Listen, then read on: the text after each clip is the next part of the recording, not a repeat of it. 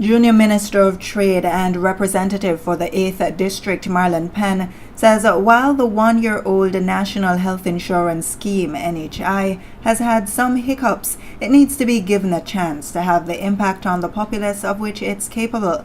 Minister Penn recently urged his colleagues to examine legislation to prevent continued abuse by participating private companies who charge clients exorbitantly for balance billing. We need to give NHI a chance. But there seems to be some forces that are fighting against the NHI. And they're well chronicled in this house. The discussions have been had in terms of the concerns that persons have raised to me as relates to the escalation in fees and the escalation of cost of healthcare, which creates what we call the whole issue of balance billing, and creates a significant hardship to persons on a lower scale when they're paying for healthcare in the territory at this point, because a lot of the cost now is falling back. That the excess cost is being falling back. It has to have to fall back on the patient or the consumer. And Minister, I know we've discussed this. It's something that we have to really look at.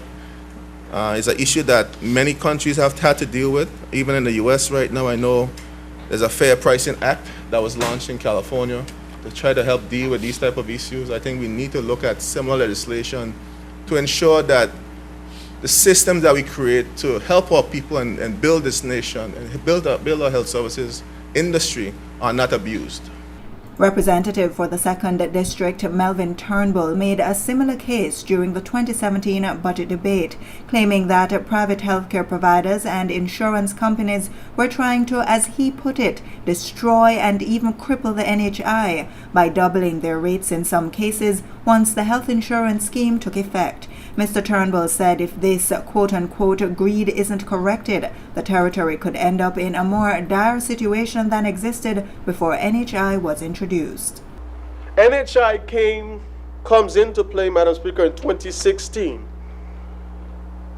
And immediately, the bottom line for private providers would have increased if we look at it in terms of the amount of people that would have access to the system.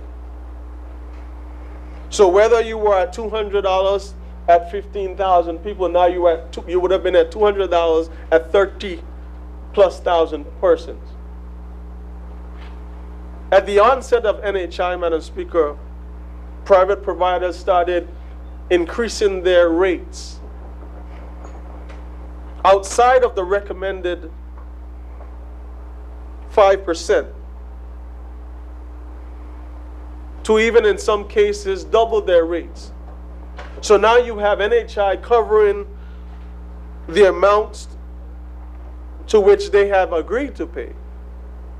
Persons getting access but still being fronted with a bill to pay the increased cost. Madam Speaker, this is not right. And Health Minister Ronnie Skelton agreed that there was some quote-unquote mercenary-like behavior on the part of some private companies. And while he declared that his ministry will do what is necessary to improve access and deter abuse, he added that at the end of the day, it is the choice of patients where they access health services. There are people who are being, for want of a better word, being dishonest in their approach. Madam Speaker, I know people who came to me saying that this facility, they want to charge $2,800 for a procedure. The same procedure is being done at People's Hospital for $600. But the people wants to go to the private doctor, so, you know, Mr. Ayana Libod will help me to do so, is to provide a better service at People's.